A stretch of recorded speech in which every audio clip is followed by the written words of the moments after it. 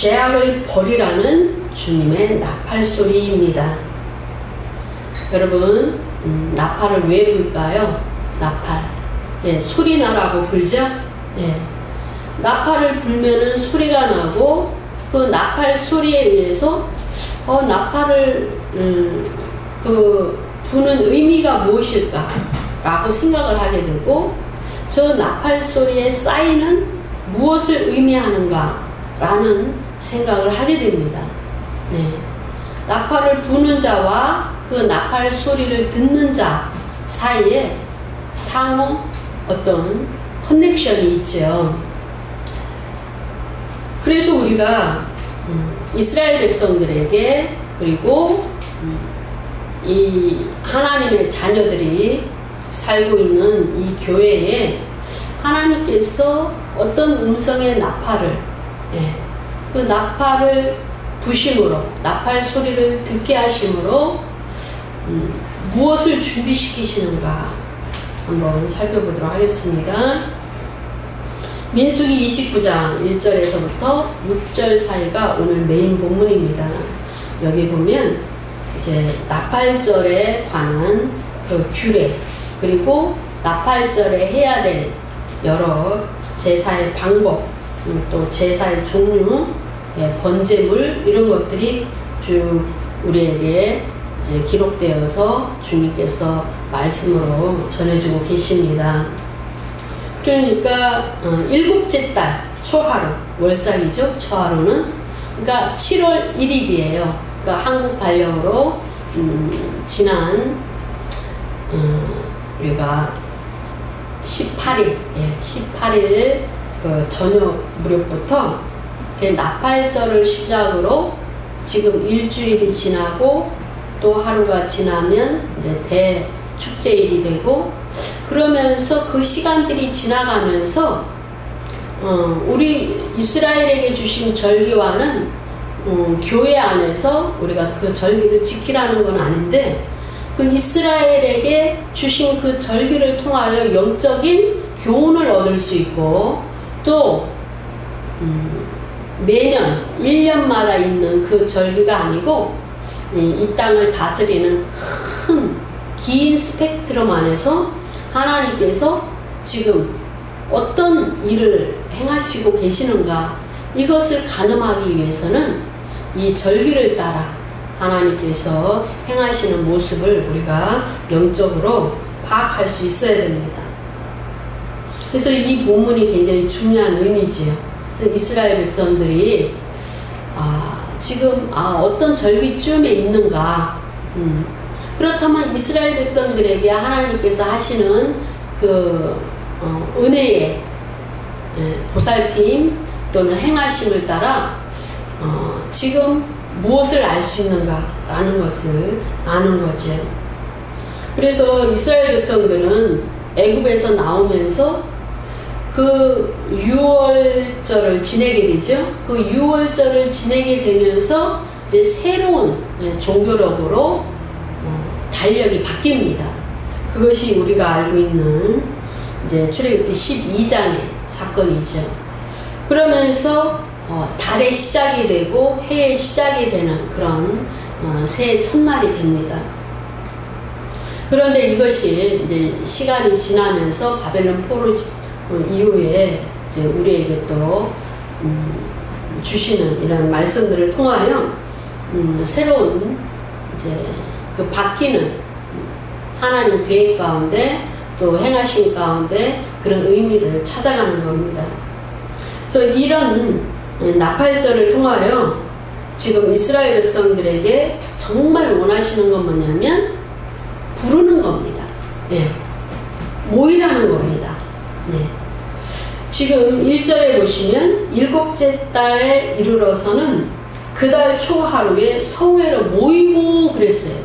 나팔을 부는 이유가 그 나팔 소리를 듣고 모이라는 겁니다. 모이다. 우리가 민수기 10장 2절에 보시면 거기는 다른 나팔이 나와요. 은나팔 둘이 나옵니다. 이때도 회중을 소집합니다. 모이게 합니다.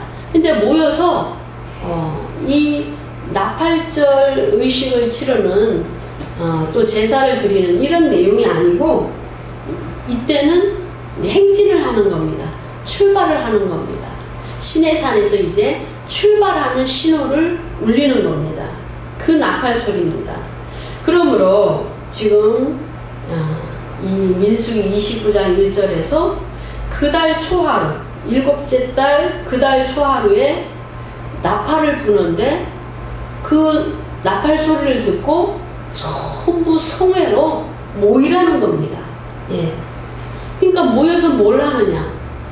하나님께서 원하시는 그 영적인 상태로 회복하고 하나님께서 받으시기 원하는 제사를 드리고 또 준비하는 이런 시간들이죠.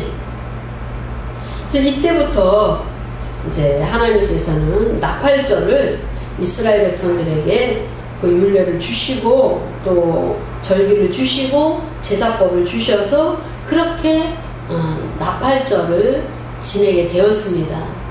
광야에서는 이제 그들 백성들이 하나님께 열심히 뭔가를 하기는 했지만 결국은 그 제사를 한 번도 받으신 적이 없다라고 말씀을 하셔요. 그렇다면 뭔가 잘못된 것이죠. 그래서 우리가 참 의미가 중요하구나. 하나님께서 단지 그것을 통해서 어떤 형식을 원하시는 것이 아니고 정말 그 나팔절의 의미와 그 나팔절이 결국은 대속죄일을 향하여 나아가는 첫 단추입니다. 그 문을 여는 그런 날이지요. 그렇다면 무엇을 해야 되는가 라는 것을 이제 생각을 해야 됩니다. 그래서 나팔절에 성회로 모여서 아무 노동도 하지 말라고 하셨는데 그러면은 그 아무 노동도 안 하면서 무엇을 해야 되는가 라는 거죠. 그러니까 새해 첫날이기 때문에 새롭게 시작하는 겁니다. 새롭게.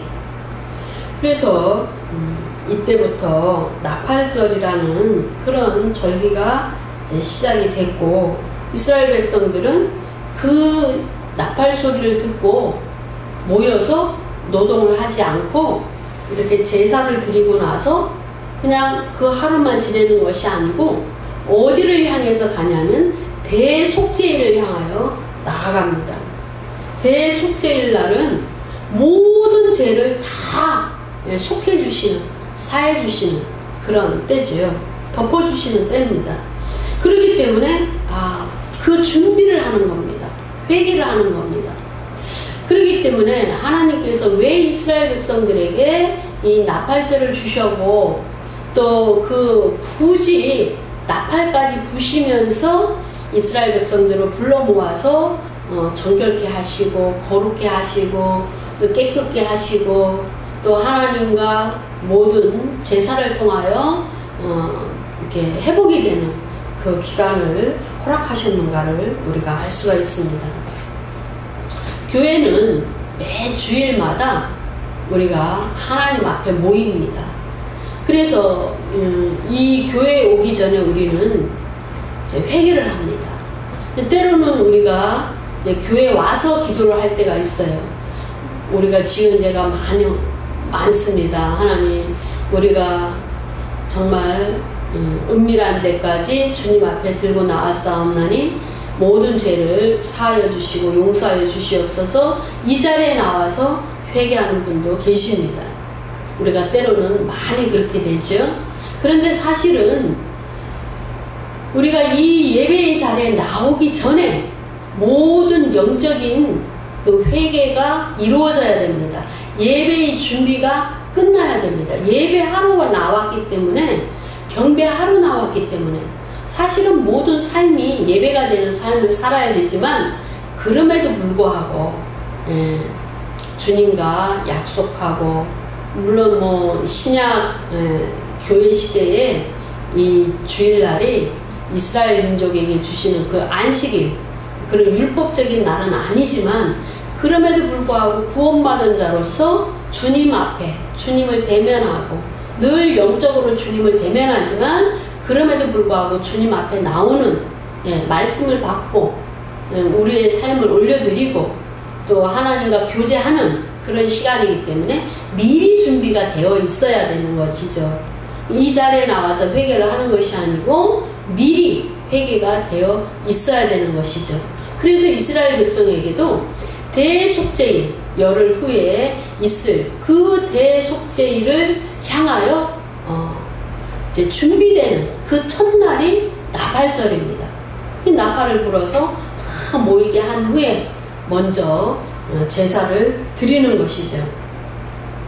그래서 2절에 보시면 이제 수송아지도 나오고 순양도 나오고 향기로운 번제를 드려라. 소재는 고운 가루에 기름을 섞어서 써라. 이런 내용들이 쭉 나옵니다. 하나님께서 자세히 가르쳐 주시는 것이죠. 우리도 기도하는 법을 배우지 않습니까? 기도할 때는 먼저 회개 기도를 해야 된다. 네가 아무리 기도 제목이 있고 하나님께 축복받고 싶고 응답받고 싶은 많은 기도의 제목이 있다 할지라도 하나님과 교제하는 방법은 이렇단다 라고 우리가 기도하는 방법을 배우죠. 기도할 때는 먼저 죄를 고백하고 그래서 그 모든 고백을 통하여 하나님께 용서함을 받고 또 우리 삶을 내려놓고 또 하나님과의 관계가 회복된 다음에 친밀함의 그 깊은 단계로 나아갔을 때 하나님께 우리의 소원과 우리의 기도의 제목과 우리의 형편과 사정을 아른다라고 우리는 배웠죠. 기도하는 방법을 배웠습니다. 마찬가지로 나팔절에 이토록 정말 그 하나님께서 부르셨기 때문에 성회로 부르셨기 때문에 그 자리에 나아가서 이렇게 번제를 드리고 화제를 드려서 다 우리 죄를 속하고 하나님과의 관계가 회복되고 또 계속적으로 쌓인 죄가 많기 때문에 준비해 나가면서 대속죄일로 나아가는 과정입니다. 그렇기 때문에 이 나팔절은 영적으로 우리가 주일 예배를 준비하는 또 날마다 하루의 삶을 살고 나서 저녁에 잠자리에 들기 전에 정말 하루를 삶을 돌아보고 회개하는 그러한 시간과도 같은 시간입니다. 같은 의미이지요. 우리는 굉장히 중요합니다. 그래서 이 나팔절에는 이스라엘 백성들이 양각 나팔 또는 그 수염소 뿔로 만든 그런 나팔을 불었습니다. 그래서 이스라엘 백성들은 늘 양을 키우고 또 염소를 키우는 이런 상황이었기 때문에 그 아주 손쉽게 구할 수 있는 그 뿔을 통하여 나팔을 만들어서 불었습니다. 하나님께서는 우리에게 무엇을 요구하실 때 그리고 하나님과의 교제를 갖기를 원하실 때 정말 우리에게 있는 것 또 굉장히 우리 수준에 맞춰서 우리의 삶 가운데 깊이 관여하셔서 들어오셔서 우리와 함께 하시기를 원합니다. 지금은 우리가 영적으로 이 교회 시대의 마지막을 살고 있지요. 하나님의 경륜에 있어서 그 정확한 시점은 알 수는 없지만 교회 시대의 막바지를 우리가 살고 있다라는 영적인 그 영감을 받고 우리 교회 성도들이 살아가고 있습니다. 그래서 우리는 영적인 이 나팔 소리를 듣게 됩니다. 우리가 세례 요한을 보면은요, 그 광야에서 외치는 소리였다라고 우리는 알고 있어요. 예수님이 오시기 전에 6개월 전부터 세례 요한이 광야에서 주님이 오신다, 메시아가 오신다, 그렇게 계속적으로 외쳤습니다. 그래서 이스라엘 백성들에게 요단강가에서 세례를 받으라, 그리고 세례를 통하여 회개하라, 하나님께로 마음을 돌이키라 외쳤습니다. 근데 교회 시대에도 시간이 굉장히 길기 때문에 우리가 교회 역사를 돌아보건대 많은 굴곡이 있었습니다. 많은 어둠이 있었습니다. 그래서 우리는 교회의 역사를 돌아볼 때 그런 말을 쓰죠. 중세 암흑기다. 예. 그 천년의 그 기간이 암흑과도 같은 영적인 어둠의 시간이었다. 이렇게 평가를 하고 있죠. 그래서 우리 인생 가운데도 신앙이 늘 한결같지는 않습니다.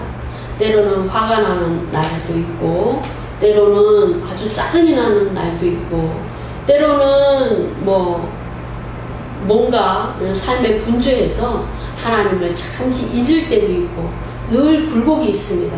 그렇기 때문에 하나님께서 우리의 양심에, 우리 영 가운데 주시는 그 음성을 날마다 들을 필요가 있어요. 화가 났다가도 다시 회개하고 돌이키고, 또 서로 분쟁이나 대적하는 관계가 있었다 할지라도 또 하나님의 백성들, 하나님의 자녀들은 그렇게 살면 안 되기 때문에 또 서로 하나님의 그 원하시는 방향으로 말씀을 이루시는 그런 방향으로 빛된 삶 가운데로 우리가 나아가고 그렇게 되는 것이죠. 그런 의미에서 보면 이스라엘 백성들에게 주신 이 나팔절의 의미가 참으로 크다. 예. 우리는 지금 세계가 굉장히 빠르게 돌아가는 그런 상황에 살고 있습니다. 그래서 이 민주주의를 또 계속적으로 수호하고 지향에 나아가기를 원하는 사람이면, 그리고 하나님을 섬기는 하나님의 자녀라면 이 트럼프 대통령을 통하여 하나님께서 참으로 많은 일을 행하고 계신다라는 사실을 우리는 알 수 있습니다.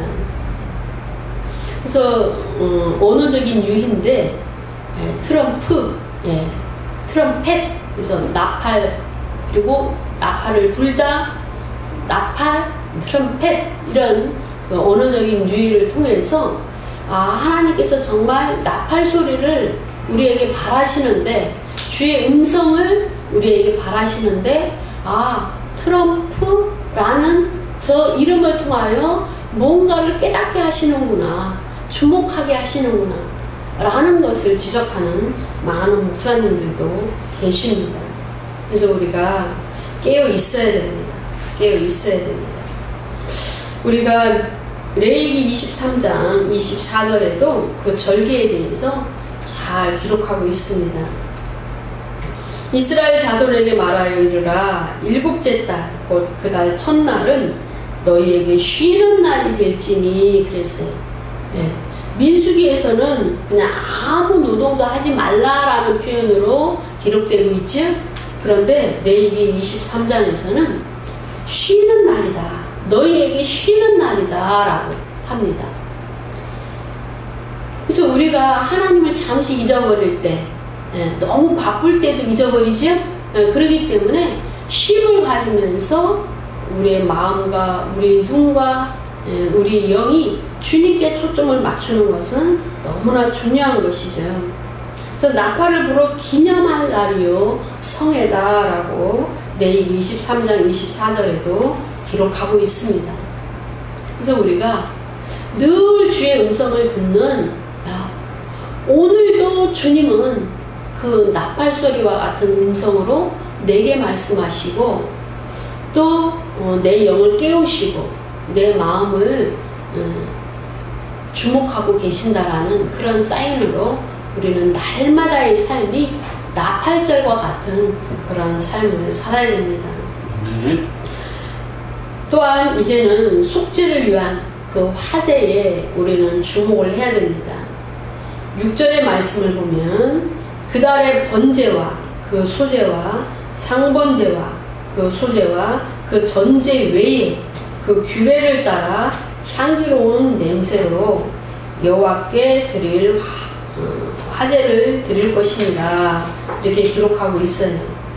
그러니까 초하루니까 월삭의 제물도 올려드리고, 또 그날이 나팔절이라서 성회로 모였으니까 그 제사도 또 올려드리고, 예, 또 아침 저녁으로 이제 날마다 제사장들이 아침에 제를 올려드리고 저녁에 또 제를 올려드리기 때문에 그 상번제의 예물과 함께 올려드려라, 이런 내용입니다.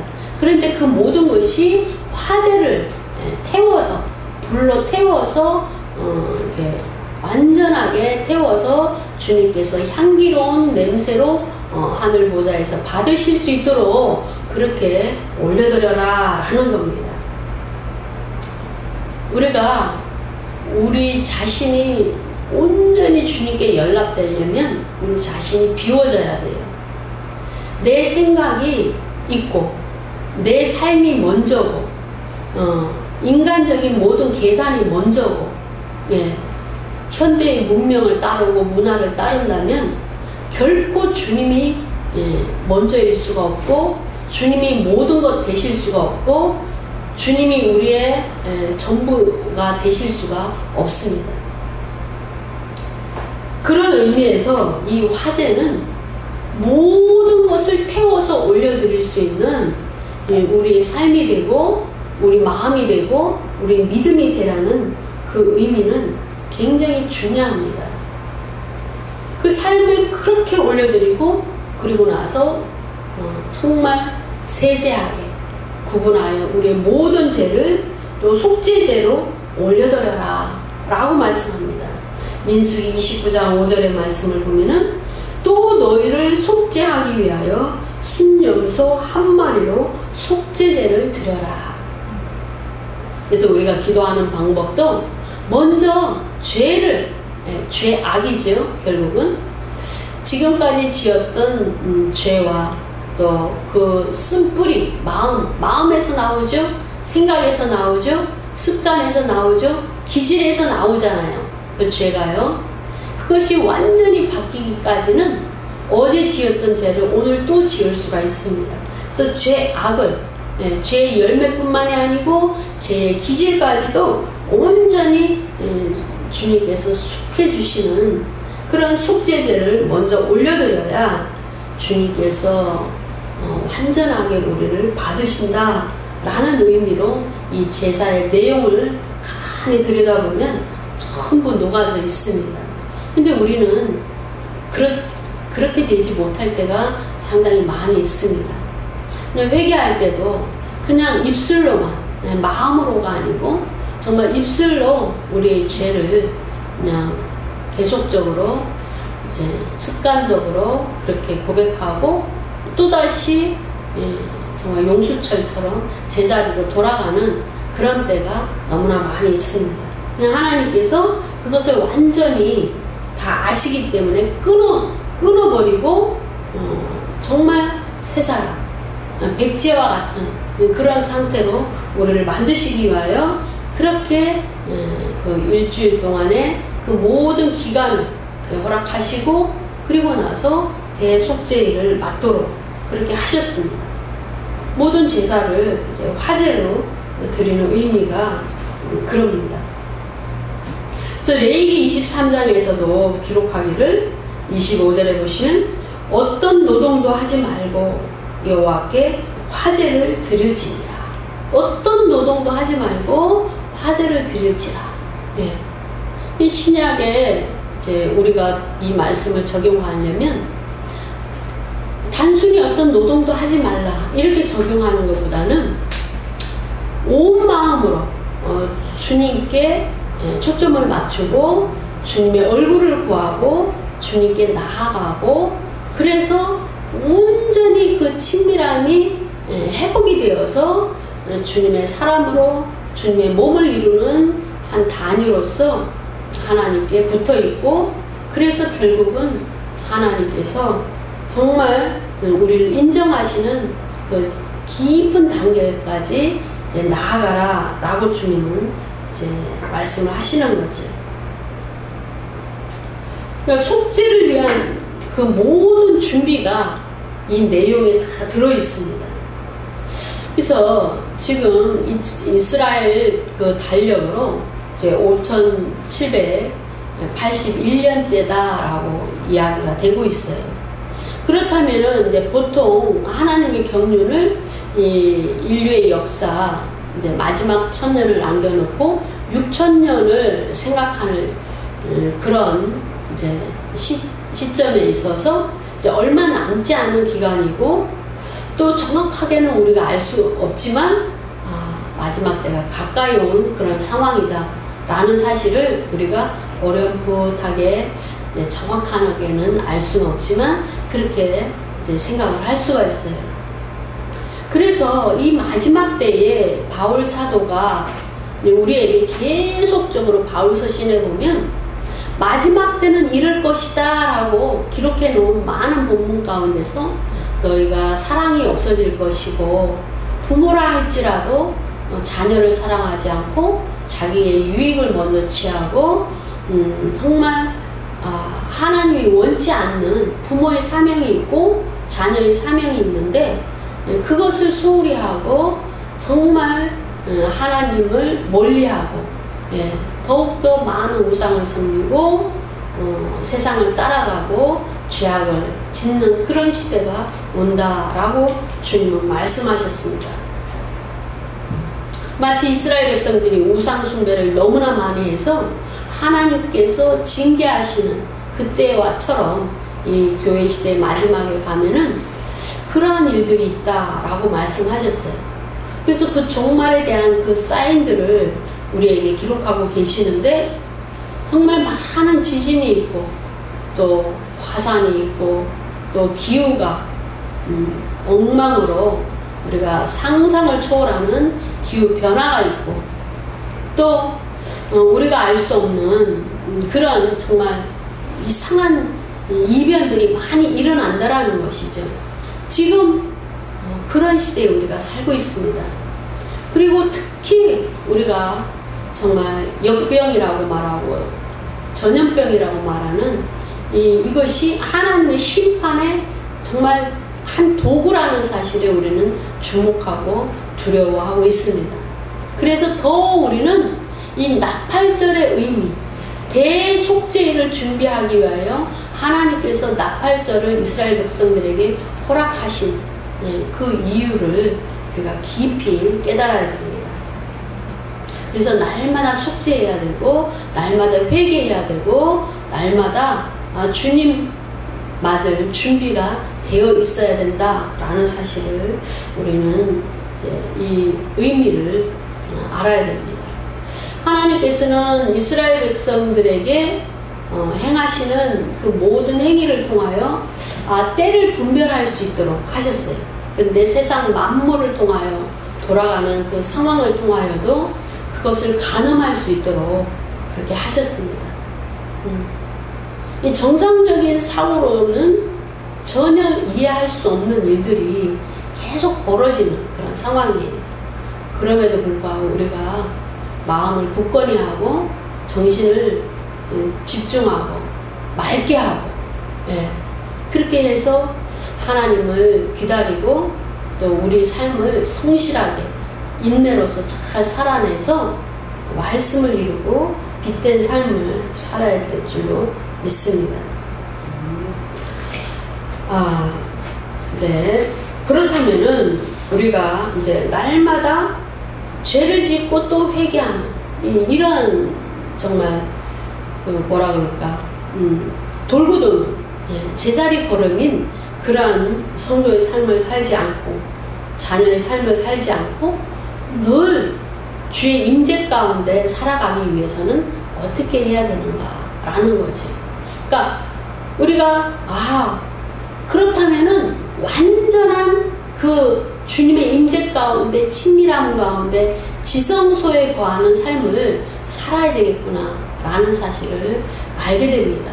그래서 우리가 다윗 같은 큰 믿음의 거장은 날마다 주님의 임재 가운데 기도하고 찬양하고 춤을 추고 엎드리고 고하고 묻고 울고 정말 주님께 모든 걸 맡기는 그런 삶을 살았어요. 그것처럼 우리 기도의 자리에서 우리 예배의 자리에서 주님께서 또 우리에게 허락하신 삶의 자리에서 우리는 그 자리에서 지성소에서 만나는 주님의 얼굴을 구해야 됩니다. 예. 지금처럼 우리가 대면 예배를 해야 되고 또 그렇다고 하지 않을지라도 우리의 그 상황이 또 바쁜 일상 그런 삶 가운데 부득이하게 예배의 자리로 나오지 못할 때에는 우리가 그 자리에서 정말 주님의 얼굴을 열심히 구하는 그 자리가 지성소라는 그러한 정말 각오로 또 그렇게 지성소에 거하는 그러한 믿음을 이제 발휘해야 됩니다. 민수기 29장 7절에 보시면 일곱째 달 열흘 날에는 그렇게 했어요. 열흘. 예. 너희가 성회로 모이고 너희 심령을 괴롭게 하며 아무 일도 하지 말라. 예. 우리가 나팔절에 성회로 모이라고 나팔을 부셨는데 이제 열흘 있죠. 열흘째 되는 날 이제 대속죄일 날도 성회로 모이는데요. 그러면 그때는 어떤 차이가 있는가? 지금 우리가 읽고 계시죠? 너희의 심령을 괴롭게 하라. 너희의 마음을 괴롭게 하라. 마음은 기쁘고 즐거운 마음으로 오는 것이 아니고 너희의 마음을 애통하며 통에 자복하며 마음을 치며 그렇게 하면서 아무 일도 하지 말라. 이렇게 말씀하십니다. 우리가 정말 하나님께 회개하면 막 회개하는 마음이 들면 입으로만 주님 내 죄를 용서해 주시옵소서 이것이 아니고 정말 눈물이 나오죠. 하나님 나 이런 죄를 지었습니다. 하나님 제가 또 실수를 했습니다. 또 제가 넘지 말아야 될 선을 넘었습니다. 이렇게 통해 자복으로 그냥 영이 정말 갈급해하면 영적으로 깊은 단계에 들어가고 마음이 슬픕니다. 그리고 마음이 막 괴롭습니다. 내가 왜 또 그랬지? 예. 내가 또 왜 그렇게 말을 했을까? 예. 또 왜 그렇게 행동을 했을까? 막 마음이 괴롭지 않습니까? 그러니까 마음을 괴롭게 하라는 거예요. 심령, 마음을 괴롭게 하고 영을 그렇게 단련하라는 겁니다. 그리고 12절에 보시면 일곱째 달 15째 날 이제 뭡니까? 초막절로 이렇게 또 모입니다. 장막절로. 그렇게 대속죄일을 지나고 나서는 이제 완전하게 그 뒷날이 아니고 또 그 속죄가 이제 단번에 모든 준비가 되어서 회개가 되어서 다 속하면 괜찮은데 또 그것이 잘 안 되는 부분들도 있겠죠. 사람에 따라. 그래서 또 시간을 줍니다. 그래서 열흘에서 또 5째 날, 15째 날에는 너희가 또 성회로 모일 것이요 아무 일도 하지 말 것이며 이래 동안 여호와 앞에 절기를 지킬지니라 그랬어요. 예. 그럼 뭡니까? 하나님은 이렇게 기회를 주셔요. 예. 우리가 주일마다 예배를 드려도 어떤 주일에는 참 사모함으로 드릴 때가 있지요. 예. 근데 어떤 주일에는 좀 피곤해요. 정말 눈이 내려가고 앉아있는 것이 참 힘들고 또 오는 발걸음도 무겁고 그럴 때가 또 있어요. 인간인지라 육이 힘들어서 주님은 다 알고 계십니다. 이스라엘 백성들에게 절기를 주실 때도 저는 이것을 읽을 때 이 본문을 읽을 때 주님의 마음이 느껴져요. 그렇지 늘 주님을 바라보고 있는 나 같은 사람도 날마다 죄 가운데 사는데 일상의 삶 가운데 사는 일반 백성들이야 얼마나 죄 가운데 살겠는가, 힘든 일이 얼마나 많겠는가. 그러니 회개할 것도 많고 바쁘니까 또 준비할 것도 많고 하니까 이제 모여서 그 자리를 지키라는 겁니다. 모여서 지속적으로 그 자리를 지켜라.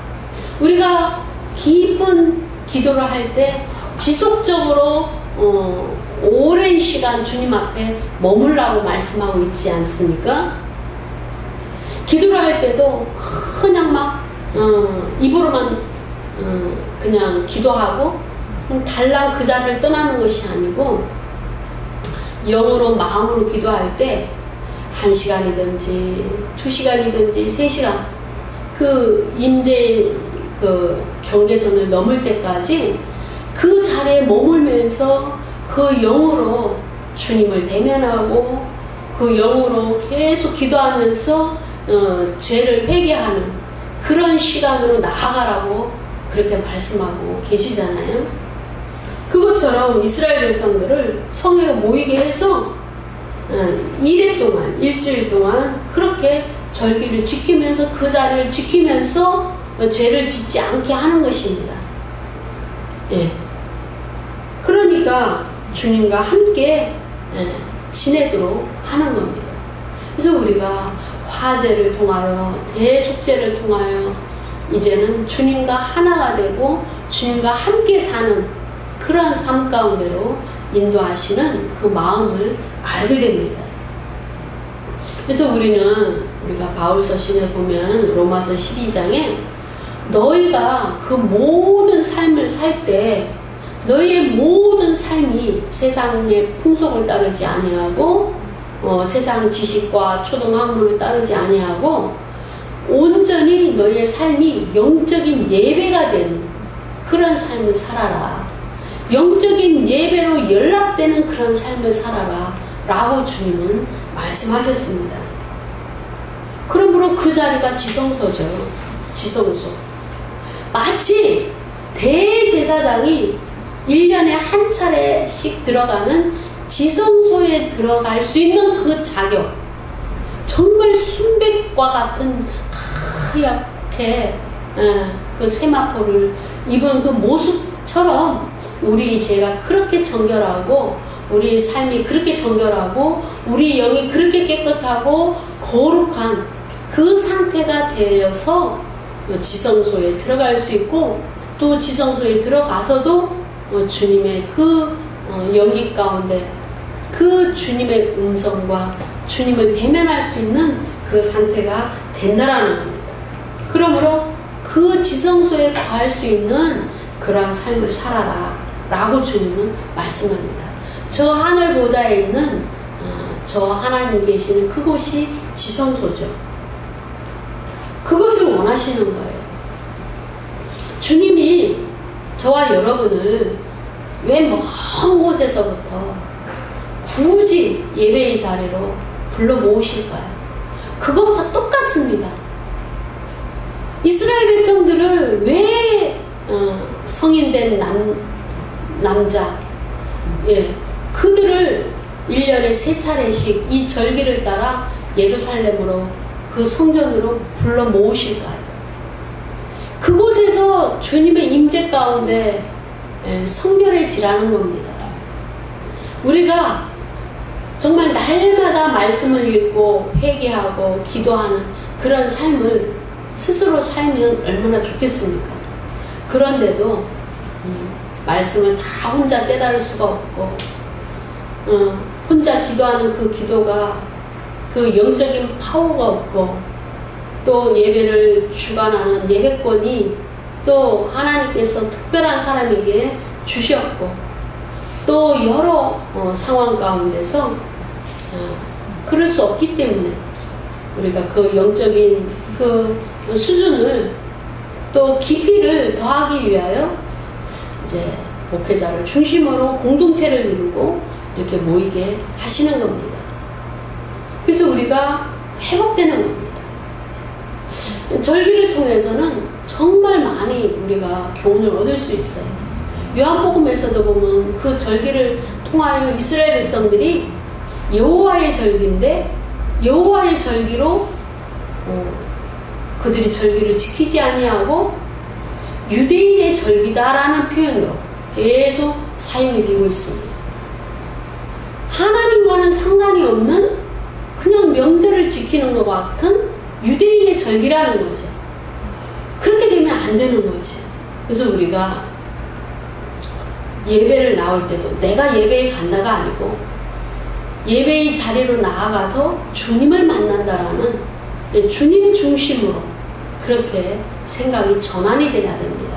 그래야 나의 죄를 보게 되고 하나님 말씀이 내게 어떻게 임하는가, 주님이 내게 무슨 말씀을 하시는가, 이렇게 생각이 바뀌게 됩니다. 그래서 우리는 날마다 궁극적으로 주님의 지성소에 거하는 그 단계로 그 거룩의 무게가 또 상태가 그 단계로 나아가도록 주님은 이 말씀을 통하여 우리에게 큰 교훈을 주고 계십니다. 이 마지막 때에 많은 죄가 있고 우리가 이해할 수 없는 일들이 날마다 일어나는 이 세상 가운데서 우리가 동요하지 아니하고 주님 말씀을 기준으로 잡고 표대가 우리 예수 그리스도이시기 때문에 우리가 여기는 잠시 머무는 곳이에요. 네. 우리가 주님께 요청하면 주시는, 그래서 주시는 그것을 통해서 우리가 누리고 가는 이 여정입니다. 여정. 그래서 이곳에서도 늘 주님의 임재 가운데 지성소에 있는 것 같은 그런 거룩함과 정결과 또 하나님의 그 친밀한 교제를 놓치지 않는 진리기능학교 교회 모든 성도님들이 되시기를 바랍니다. 아멘. 기도합니다.